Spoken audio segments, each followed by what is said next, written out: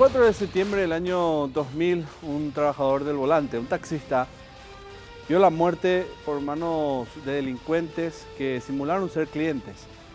Y habían pedido un viaje como ocurre normalmente y él, también como ya era habitual para su trabajo, cedió ante el pedido de estos supuestos clientes. Dio aviso a su parada y posteriormente nada se supo de él por varias horas. Lo buscaron intensamente sus compañeros de trabajo, esto alertó a la policía, a otras autoridades también de seguridad y finalmente ocurrió lo peor. En lo que era un asalto acabaron con su vida. Uno de los tantos emblemáticos casos de homicidios o taxistas que resultan heridos en el cumplimiento de un trabajo, de un servicio de transporte y que era utilizado por delincuentes como una avivada, como un medio de lograr el propósito, quedarse con la billetera, con la recaudación, con los objetos de valor de su víctima, que en ese caso eran los taxistas. Hoy vamos a conocer uno de esos tantos casos. Les decía, el año 2000, era el 4 de septiembre. ¿Quiénes fueron los victimarios? ¿Quién fue la víctima? Así arrancamos un capítulo más de Escena del Crimen.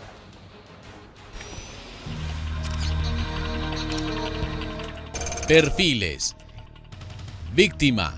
Nombre: Rigoberto Fleitas Riquelme. Edad: 33 años. Nacionalidad: paraguaya. Profesión: taxista. Domicilio: Barrio Ricardo Brugada, Asunción. El cuerpo mutilado del trabajador del volante fue encontrado en inmediaciones del Linódromo, en el barrio Campo Grande de Asunción. Victimarios. Nombre: Hugo César Benítez, alias Hugo el Loco. Edad: 22 años. Profesión: estudiante. Domicilio: Barrio Ricardo Brugada, Asunción. Prontuario: hurto y robo. Se encargó de cercenar las orejas a la víctima, según la confesión de uno de los autores del hecho. Nombre: Severiano González, alias Camper. Edad: 20 años. Profesión: estudiante. Domicilio: Barrio Ricardo Brugada, Asunción. Prontuario: robo y robo agravado. Fue el primero en atacar a la víctima a puñaladas, además de cortarle el brazo. Nombre: Edgar Javier Fernández, alias La Gorda. Edad: 20 años. Profesión: pintor. Domicilio: Barrio Villa Aurelia, Asunción. El pandillero fue invitado por los autores a realizar un trabajo, pero él afirmó que se negó a participar en el crimen. Ahora, ¿quién era Rigoberto? ¿Quién era este taxista? Les decía, fue uno de los tantos casos que terminó de la misma forma. Un hombre asesinado a manos de delincuentes que se aprovecharon de esa situación, que simulan ser clientes, se aprovechan de esa situación, hacen un viaje y cuando lo alejan hacia cierto punto terminan asaltándolo y en el peor de los casos los matan. Y el caso de Rigoberto fue muy emblemático para esa parada, donde la producción recogió los testimonios de quién era Rigoberto, cómo lo recuerdan, las anécdotas de aquella fecha, de aquel día en que todo tenía que transcurrir normal. Había un partido de fútbol de por medio, habían otras actividades sociales, su familia, cómo él era en la parada, qué tan trabajador era. Cómo era Rigoberto, sus recuerdos en la boca de sus amigos hoy en la actualidad.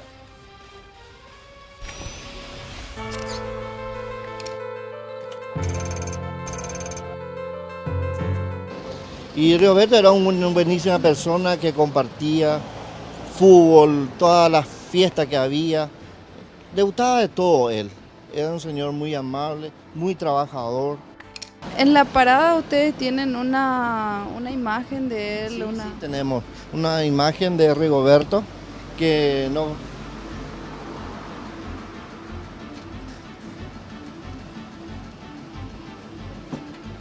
Es como que es el mártir de la parada. Sí, un mártir. Trabajando le pasó eso.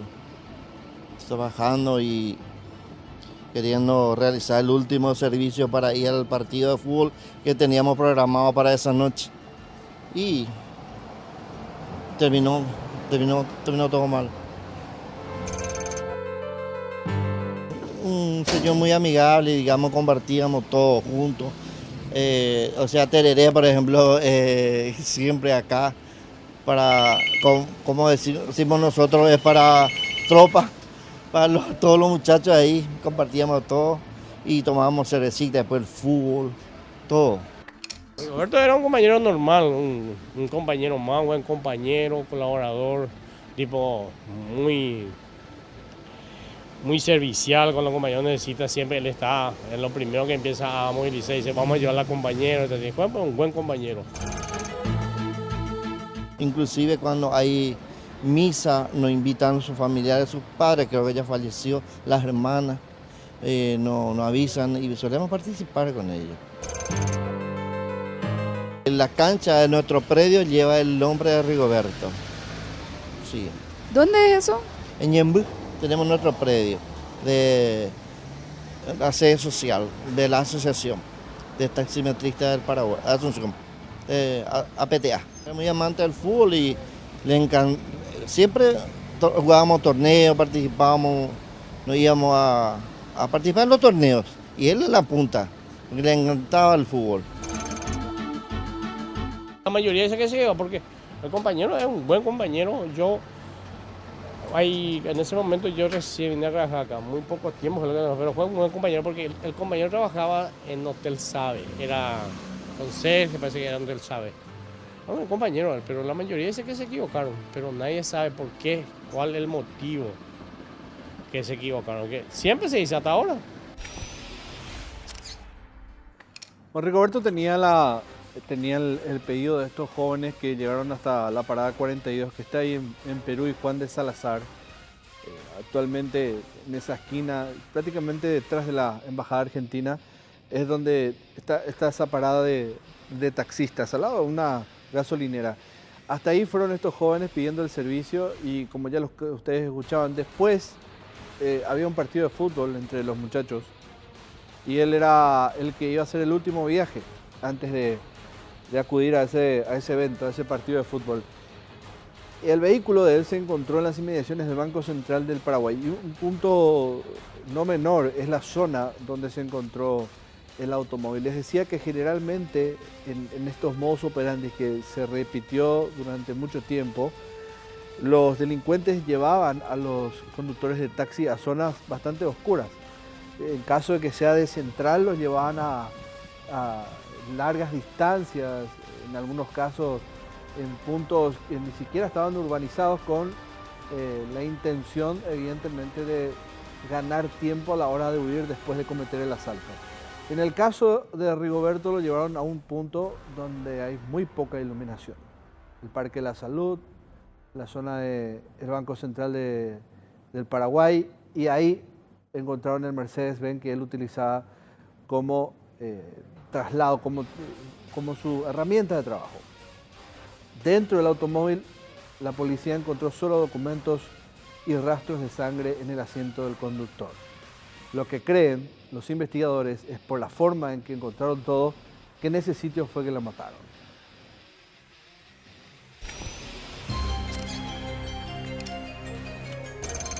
¿Qué pasó? Eran las 19 horas del lunes 4 de septiembre del 2000, casi el fin de un arduo día de trabajo al volante para Rigoberto Fleitas Riquelme. Subió a su taxi a 2 pasajeros.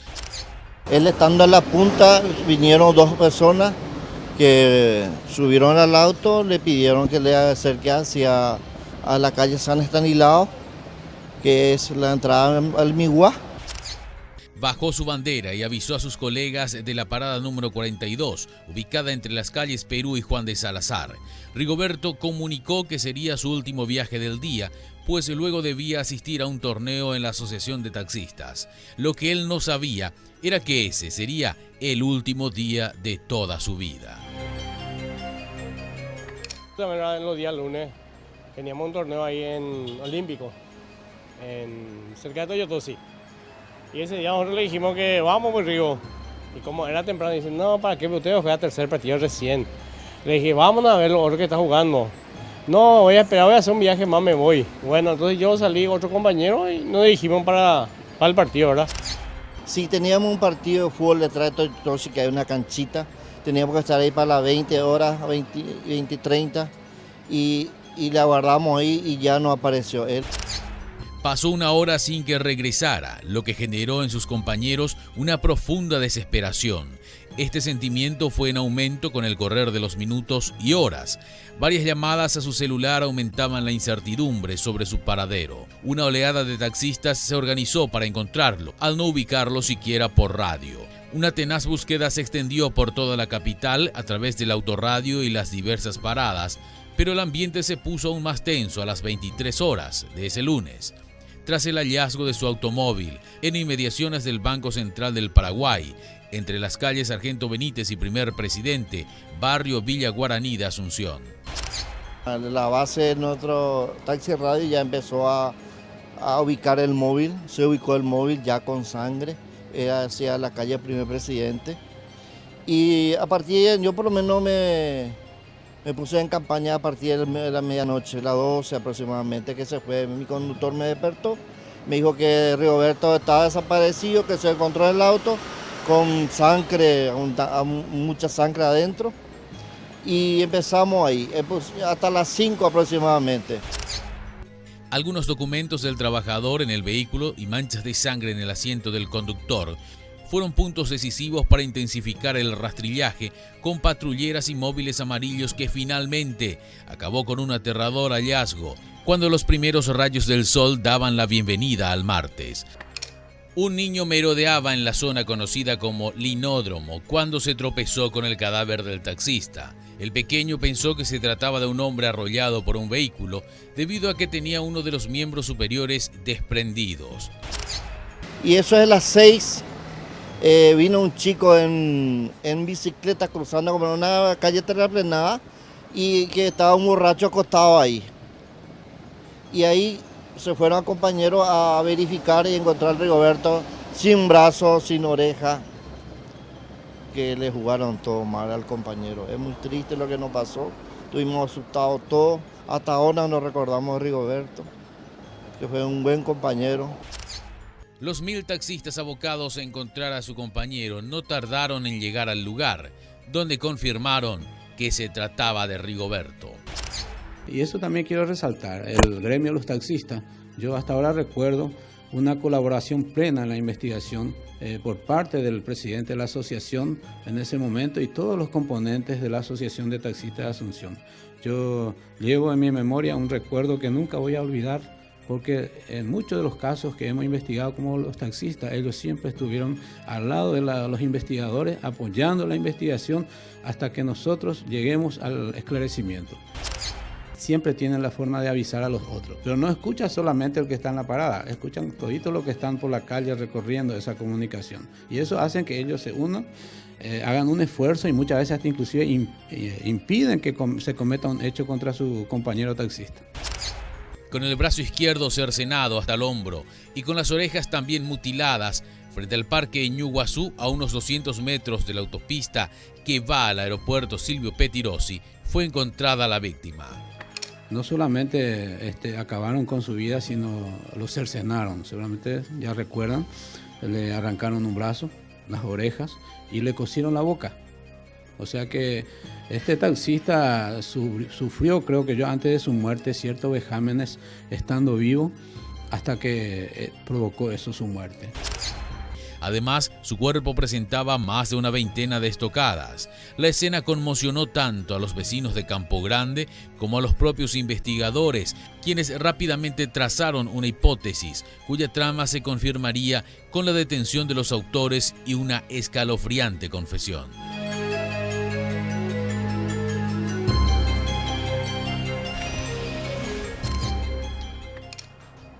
Rectificando un poco los datos de la investigación, uno al menos de los que aportó el comisario Sosa en relación al lugar donde lo mataron es probablemente, porque no hay una certeza sobre ello, es en Arroyo Yucurí de Luque. Por eso es que aparece el cuerpo con rastros de cercenamiento y varias heridas en la zona de Ñuguazú y el automóvil en la zona de las inmediaciones del Banco Central del Paraguay.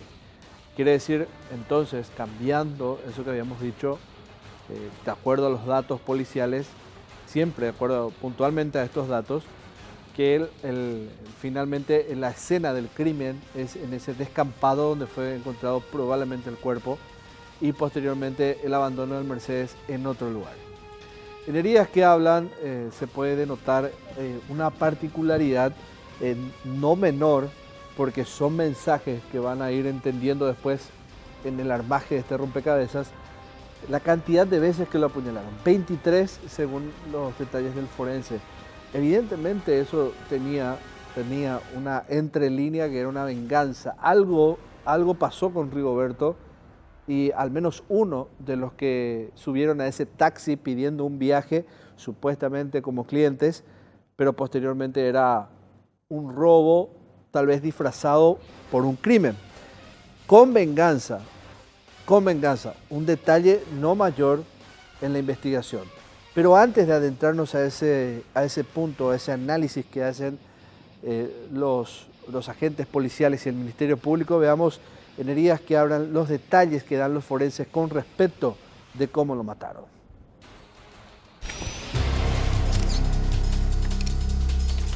Heridas que hablan. El ensañamiento del feroz crimen impactó incluso al médico forense Hermes González, quien se encargó de la inspección del cuerpo.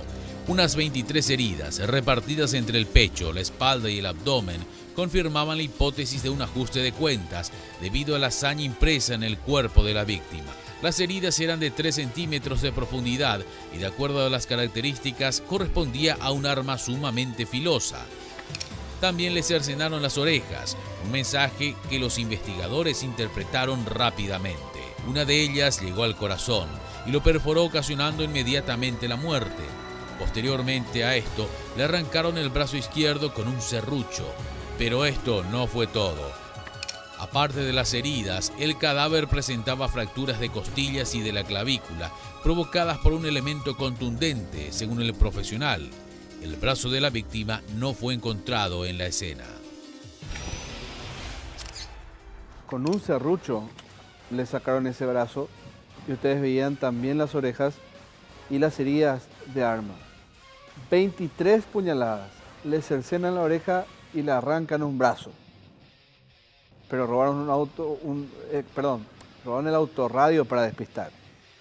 Claro, si uno como policía da lo primero cuando inicia una investigación, las características de un vehículo, porque es lo más rápido de divisar, evidentemente que podría encontrar primero el vehículo, salvo que alguien encuentre primero el cuerpo, lo cual no fue esta situación. Primero se encontró el automóvil y se pensó que el autorradio que faltaba era el motivo real de la desaparición de Rigoberto.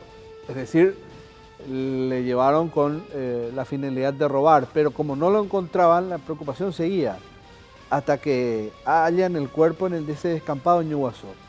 Y ahí la versión cambia completamente. A falta de esos miembros, principalmente la extremidad del brazo, es que comienzan a tejerse otras hipótesis. Aquí evidentemente ocurrió algo y comienza a investigarse el entorno de Rigoberto, lo cual se torna más confuso porque realmente él no fue el objetivo. Vamos a ver qué mensaje dejó ese brazo cercenado.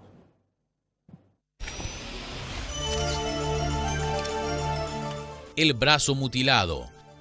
La mutilación del brazo izquierdo esparció varias hipótesis en los investigadores. Al principio estos creyeron que podría tratarse de una entrega a modo de prenda con el fin de informar a los cómplices que el trabajo estaba concluido.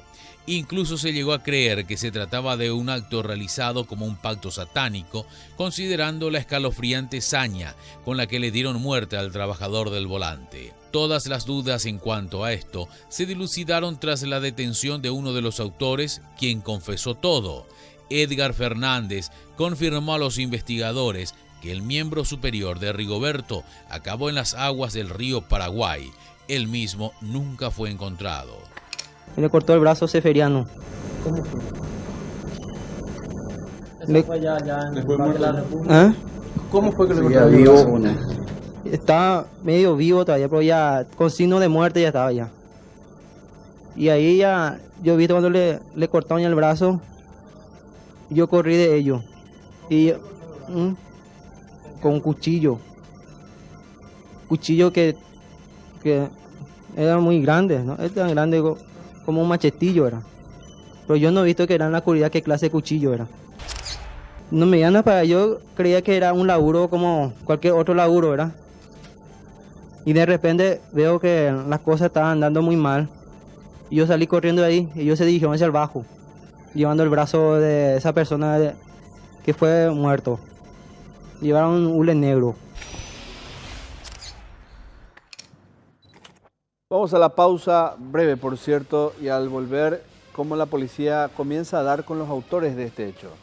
¿Cuál es la pista que conduce finalmente a un confuso hecho que tuvo a una víctima equivocada?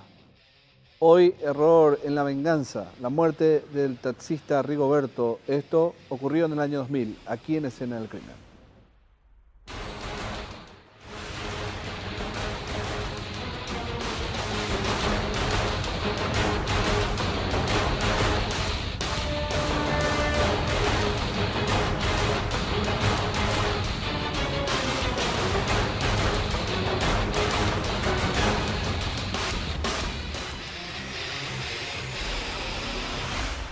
Rigoberto Fleitas era un taxista de 33 años.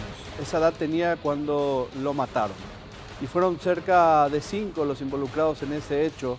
Algunos fueron en ese taxi pidiendo un viaje, simularon ser clientes. Esto en la parada número 42 de Asunción, es ahí en Perú y Juan de Salazar. 19 años atrás.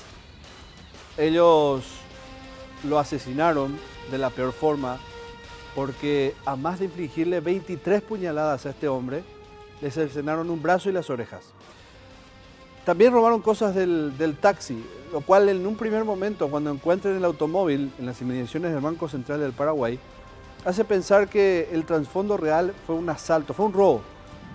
Las pertenencias que estaban en el taxi, las cosas de él, dinero u otras cosas de valor, era lo que la policía creía que realmente era el objetivo de estos ladrones, pero no. Había algo más, y era una aparente venganza que al menos uno de esos sospechosos traía consigo porque fue a la cárcel. Pero en realidad Rigoberto no era la víctima, él no era el objetivo, él no tenía que haberlo sido. Y eso con mucha posterioridad se iba a saber. En el ojo del investigador van a ver ustedes cómo la policía comienza a dar poco a poco con los sospechosos, cómo comienza a dibujar dentro del tablero de investigaciones quiénes eran los responsables de este crimen.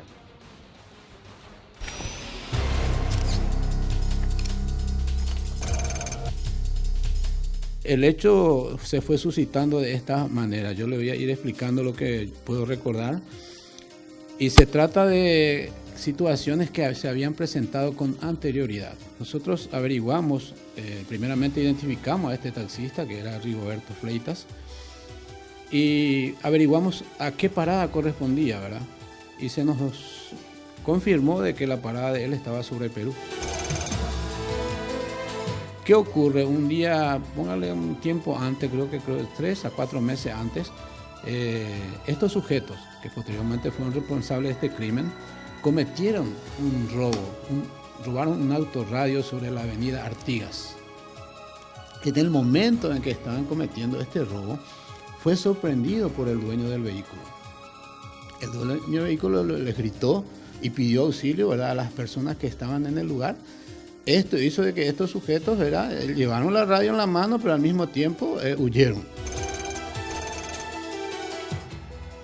Tanto el dueño como la gente lo persiguieron, lo iban corriendo, empezaron a agarrar la calle Artigas hasta que llegaron a la avenida Perú, subieron Perú como para ir hacia España, y en ese interín uno de estos taxistas estaba en la parada, sorprendió, ¿verdad?, más o menos lo que estaba ocurriendo, o sea, se percató más bien, y ayudó en capturar a uno de estos sujetos. Lo captura, lo pone a disposición de la justicia y posteriormente a raíz de él caen los otros, ¿verdad?, que habían sido responsables del robo de este autorradio, ¿verdad? Ellos fueron puestos a disposición de la fiscalía, el juzgado, estuvieron en la cárcel, entiendo que uno de ellos era menores cuando eso. Y desde ese lugar ellos ya habían amenazado con vengarse de la persona que fue el que les capturó, que sería el taxista. En esa misma parada habían dos taxistas con una semejanza fisonómica, pero hasta podríamos decir increíble. Parecían hermanos gemelos. No solamente eso, se sumaba a esto el tipo de móvil que tenía, porque estos sujetos, además de eso, ya habían averiguado a través de sus conexiones si qué tipo de vehículo y qué tipo de chapa utilizaba él. Y para más desgracia de este señor que muere, el taxi que él utilizaba era un Mercedes-Benz 300D, que era el mismo taxi, la marca y el tipo que utilizaba la persona, que era su compañero, que fue el que le capturó a uno de estos sujetos. A raíz de esto hubo un error.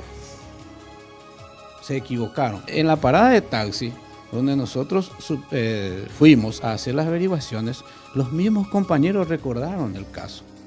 Y no solamente eso, que llegamos a conversar con la persona que tal vez tenía que haber sido asesinada por estos sujetos. ¿Por qué le arrancan las orejas? ¿Por qué le cosen la boca? ¿Por qué le arrancan el brazo? ¿Por qué las heridas en la parte del abdomen? Todo eso lleva un mensaje. Nosotros en un momento todo eso tratamos de hilar, ¿verdad? Como investigadores, qué mensaje traía el hecho cometido por estas personas. Y presumimos que al cortarle la oreja era porque escuchó lo que no debía escuchar. También al coserle la boca es por hablar de cosas que no debía hablar. Y el brazo fue lo que utilizó para capturar a uno de los delincuentes. Nosotros como investigadores no sabemos a ciencia cierta si todo lo que deducimos podría ser realidad de lo que ocurrió. Pero si es que nosotros suponemos un poco hacia todo lo que le estoy comentando, se inclina perfectamente. Nosotros con estas averiguaciones que tuvimos, solicitamos los antecedentes de estas personas, que cuando eso cometieron el robo, que recuerde que fueron capturados justamente por este taxista, pero no fue este taxista, fue el otro que no fue asesinado. Nosotros con esos datos que pudimos obtener, empezamos a averiguar sobre estas personas. Y como usted mencionó primeramente, empezamos a mover nuestros informantes. Yo creo que ustedes saben que esta gente mayormente cuando cometen este tipo de hechos están más o menos ya con efectos de algún estupefaciente o alguna cosa que han ingerido, ¿verdad? Ellos comentaron, no solamente Severiano, también Fernández lo comentó por ahí. Y eso también llegó a oído de los investigadores. Lo único que le digo que tardamos, gracias a todo este trabajo que mencionamos, en 2 horas en capturar a Severiano González, que estaba en el barrio San Felice de La Chacarita. Esto también fue capturado Hugo Benítez, la mujer Eva, y por último fue este Fernández La Gorda, que fue legalmente el que confesó cómo ocurrieron los hechos y del por qué. Él fue amenazado porque legalmente él no pensó que iban a llegar a tanto, ¿verdad? Pero también colaboró en el crimen, o sea que fue parte de todo, tenía que hacer algo. Entiendo yo que hasta la mujer, en ese momento en que lo tenían a él, vamos a decir, ya cautivo, procedieron a hacerle el daño que él posteriormente, ¿verdad? Se le notó, ¿verdad? Una vez que se encontró su cuerpo. No pudimos, recorrimos, nosotros tuvimos apoyo de los bomberos voluntarios, tuvimos apoyo de los bomberos de la policía, o sea que pedimos apoyo por todos lados para tratar de buscar. Jamás pudimos encontrarlo. Nosotros presumimos que ese brazo tal vez ellos llevaron, enterraron en algún lugar, cosa que en ningún momento ellos mencionaron. Uno de ellos mencionó de que tiraron en un arroyo. Sí, ese fue el arroyo Itán. Ahí fue donde más insistimos en la búsqueda. Estuvimos ahí días, horas, insistiendo, pero jamás pudimos llegar. Los bomberos trabajaron pero increíblemente ahí para tratar de ayudarnos y no lograron. Trabajamos día y noche para ver si podíamos recuperar ese brazo, porque era justamente algo que debíamos hacer para tratar de, vamos a decir, demostrar todo lo que ocurrió en ese momento. Ya en la misma tarde de ese día del hallazgo del cuerpo, la policía tenía un dibujo de quiénes eran los sospechosos. De esos 5 que entraban en el campo de la especulación de quién o quiénes pudieron haber matado a Rigoberto Fleitas, estaban 3 que eran los que capitalizaban las sospechas de la policía. De hecho que fue así, 3 certeros sospechosos para la policía a partir de esas primeras pistas que comenzaron a colectar del escenario donde todo pasó. El relato clave de sus compañeros de trabajo también sirvió para establecer perfiles. Esto pasó, 5 detenciones, 3 sospechosos.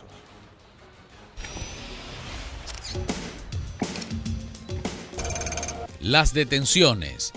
En la misma tarde del hallazgo del cuerpo de Rigoberto Fleitas, agentes de investigación de delitos lograron la detención del primer sospechoso que marcaría el norte de la investigación.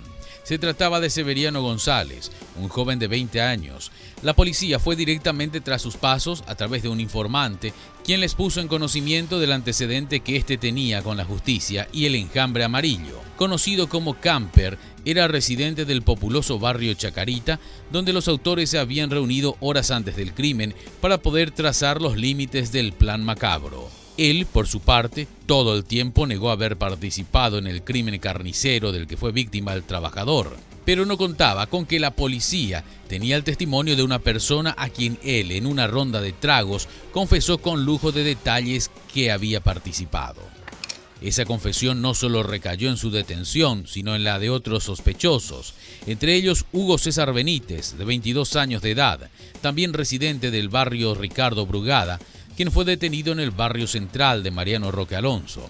Tras su aprehensión, el muchacho dirigió a los uniformados hasta el sitio donde supuestamente habían arrojado el brazo del taxista, pero no lo encontraron. Luego de la detención de Hugo César, la policía llegó a sospechar que el crimen del taxista podría tener vínculo con el asesinato de un adolescente, Roger Lerín Amarilla, de 17 años, encontrado degollado en el barrio central de Mariano Roque Alonso, el 1 de septiembre, 2 días antes del crimen de Rigoberto Fleitas, supuestamente cuñado del menor. Esta sospecha se manejó debido a que el delincuente fue sorprendido en la casa de la familia del menor, donde estaba alojado desde el mismo lunes 4 de septiembre del 2000. Al ser detenido, el malviviente refirió que fue contratado por los padres de este para cuidar de sus otros hijos menores, pues sabían que era sicario. Los padres de Lerín Amarilla negaron esta versión y aseguraron que Benítez fue contratado por recomendación de una sobrina, pues ellos no lo conocían. A través de él, los 2 crímenes se cruzaron. Usted sabe que en un caso como esto se reúnen muchos indicios y se trata de manejar varias hipótesis. Y dentro de una de las hipótesis también teníamos eso en cuenta. Pero ¿qué pasa? Esto fue cambiando con el curso de las horas, los días que estábamos recibiendo más información. Otro de los detenidos fue Francisco Javier García, alias Javier el Loco, de 23 años. Javier García cayó en las redes policiales en el sector denominado San Pedro, entre Playa y General Santos, del mismo barrio capitalino que los anteriores. Este estaba en posesión de una escopeta calibre 12. Además, de su casa levantaron prendas con sangre. El último en ser capturado fue Edgar Javier Fernández, alias La Gorda, detenido el 12 de septiembre cuando estaba escondido en un departamento ubicado entre las calles Estrella y Alberdi del centro de Asunción. Pintor de obras domiciliado en el barrio Villa Aurelia, confesó todo el crimen y relató quiénes fueron realmente los autores del asesinato. Seguramente por asesoramiento de alguna persona, un familiar, decidió esconderse, pero no solamente eso, sino que fue por las amenazas mismas que ya recibió desde un momento. Porque él fue amenazado no posterior al crimen, sino ya antes. Entonces, él ya tenía esa duda, ya no confiaba ni en las personas que estaban al lado de él. Tras su captura, la policía recuperó el autorradio del taxista de la marca Pioneer, que según el comprador, un adolescente de 16 años, le fue vendido por Severiano González por 200.000 guaraníes. El muchacho reveló que lo revendió a una persona de nombre Rubén Torres por el doble del precio que había adquirido, es decir, 400.000 guaraníes. Incautaron además el celular de la víctima. Policialmente nosotros consideramos un hecho aclarado porque comenzamos con todo eso que le dije anteriormente y en todo momento se ha inclinado hacia ello. Y ahora creo que lo estamos demostrando a través de estos rescates que estamos realizando, de las evidencias que entiendo yo, este acto radio es de la víctima, según la denuncia que han manifestado tanto sus familiares como sus colegas taxistas. Pero las detenciones no iban a tener el peso suficiente a no ser que la gorda confiese. La gorda es el último de los 5 que fueron detenidos en aquella oportunidad. Un joven dedicado, como ustedes escuchaban, a la pintura y que tenía este particular apodo que a su vez permitió tener esa confesión de peso para finalmente establecer los roles de quiénes eran los autores de este brutal asesinato, con una derivación y un mensaje muy conectado con una mafia, conectado con un ajuste de cuentas, conectado con una venganza. Esta fue la confesión de la gorda.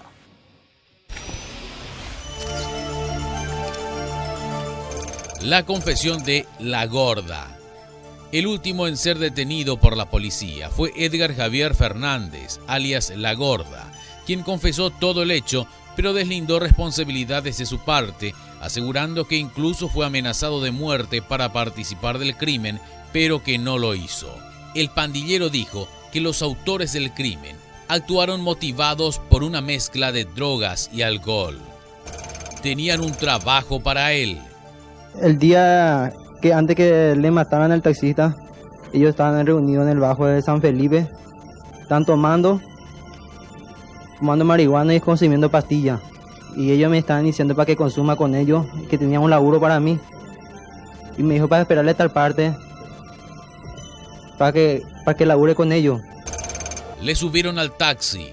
Y ellos salieron de San Felipe, se arribaron a la calle Perú y se fueron a la parada de taxi. Y ahí se subieron Seferiano y Hugo y llevaron al taxista. Se dijeron bajeando sobre la calle Perú, llevándose por la calle Artigas y entrando por la calle Primer Presidente. Y ellos me dijeron para que espere sobre la calle Mananí y Río del Chaco. Entre Hugo y Severiano lo mataron. Y ellos ahí, viendo que el taxista, yo mirándole a ellos, le dijo, ¿cuánto le debo a mi jefe? Le dijo al taxista. Y le dijo que era tanto. Entonces, ahí Seferiano le mandó una puñalada al chofer. Y ahí le comenzaron a jugar al pobre. Y ellos me apretaron con cuchillo para que le corte la oreja. Y yo, sabiendo a un prójimo que trabajaba de noche y día para mantener a su familia, yo no pude hacer eso. Intentó escapar. Y yo corrí de ellos y me tropecé y me caí. Y ellos dijeron que así tenía que hacer Puyaguazú para hacerle hacia un prójimo. Y después comenzaron a apuñalarle al pobre. Comenzaron a apuñalar al pobre y me dijo para que yo le clave también al taxista. Y yo dije que no iba a hacerle a mi prójimo. Y de repente veo que Hugo la agarra y le corta la oreja al pobre. ¿Por qué me hacen esto?, gritó el taxista. Y el tipo le dice, ¿por qué me hacen esto? Y Seferiano sale y dice, vos tenés una cuenta conmigo, dice, porque vos me mandaste a agarrar una vez con la policía. No quiso hacerlo. Y el chofer gritaba y lloraba desesperadamente, yo mirándole a ellos, diciendo que yo le haga también las cosas que ellos estaban haciendo. Yo por eso no pude más dormir, andaba escondido. Le jugaron todo mal. Ellos le agarraron, le jugaron todo mal al pobre y le tiraron ahí sobre el Primer Presidente hasta de la costa del Parque Ñuguazú.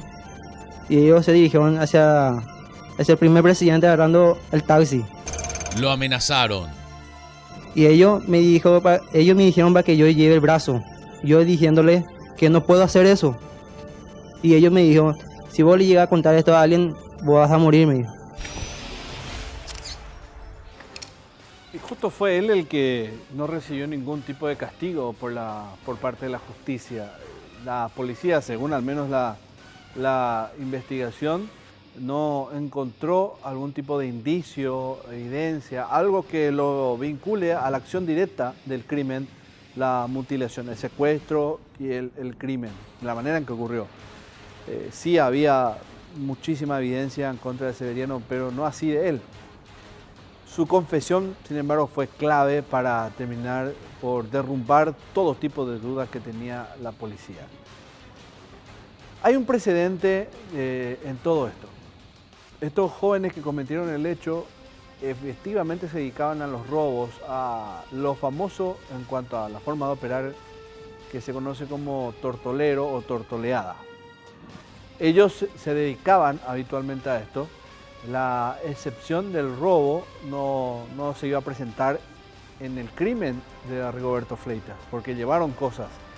Algunos creen que por una cuestión de dejar como una especie de confusión o de aislar la atención de la policía hacia otro sector. Sin embargo, es como la forma en que ellos trabajan, es su naturaleza. Y hay antecedentes, de hecho, de ellos, de otros crímenes que cometieron, de otros delitos en realidad que cometieron. Y entre esos delitos que cometieron y que los llevaron a estar presos está justamente la confesión de un taxista, la denuncia que hizo un taxista que físicamente era muy parecido a Rigoberto. Por eso es que ocurre toda esta situación. Se equivocaron de víctima. ¿Cuáles son esos antecedentes? ¿Quiénes eran ellos antes de este crimen? Veamos.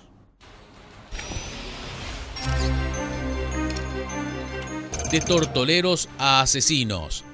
Una de las hipótesis más fuertes que surgió en torno al crimen tuvo que ver con un grupo de delincuentes que operaba en la zona de la Chacarita y el microcentro capitalino. De esto tenían pleno conocimiento los integrantes de la parada de taxis número 42, quienes fueron partícipes de la detención de uno de ellos y constantemente colaboraban con los agentes del orden para proteger la zona, pues también eran víctimas de constantes robos.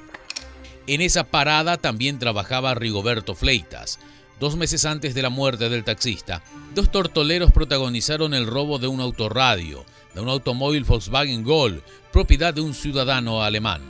En aquel entonces, en julio del 2000, la policía, alertada del hecho, inició una persecución contra los malvivientes, quienes fueron detenidos gracias a la colaboración de los integrantes del Enjambre Amarillo. Uno de los ladrones juró venganza contra ellos cuando ambos fueron a parar a Tacumbú.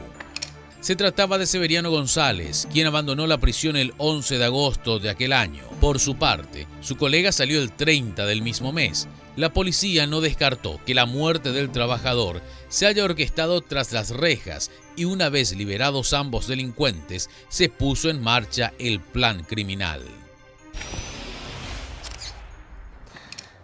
Vamos a recurrir nuevamente a la pausa, la última, por cierto, en este capítulo de Escena del Crimen. A la vuelta, toda la conclusión, lo que dejó la condena, quiénes realmente enfrentaron a la justicia y también qué otras hipótesis se tejieron en torno a toda esta situación, lo que llevó a una extraña, confusa muerte de un hombre, por error, una venganza por error. ¿Quién diría, no?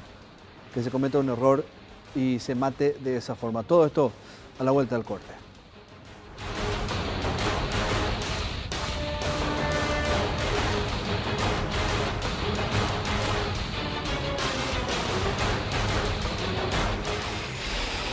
El 4 de septiembre del 2000 fue una fecha muy negra para los trabajadores y todos los familiares de los conductores y principalmente de la víctima en la parada 42 de Asunción, la que está en Perú y Juan de Salazar.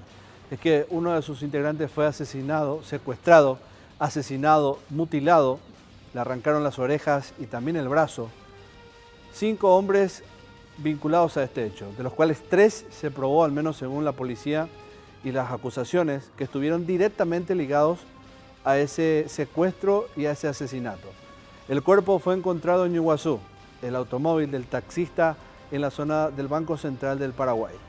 Ahí era testigo la sangre que quedó en el habitáculo, en el asiento en realidad, en la butaca del conductor, y un autorradio que no estaba, que en un principio se dijo que probablemente fue para confundir a la policía, ya que lo primero que se encontró fue el auto.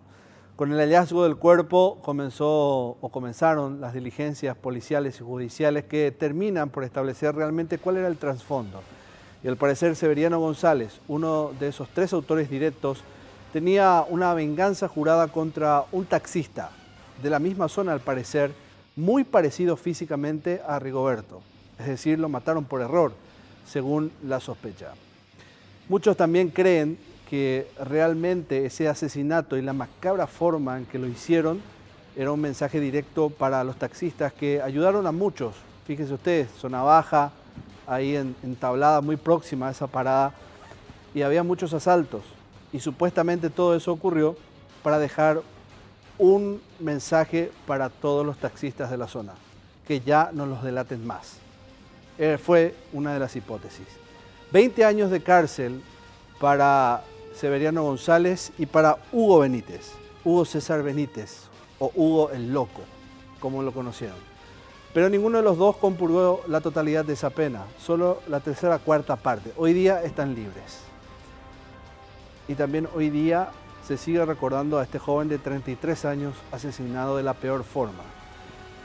Este capítulo va en la memoria de Rigoberto y para toda la familia, por supuesto, y en nombre de todos los taxistas que sufren día a día este tipo de asaltos donde fingen ser clientes.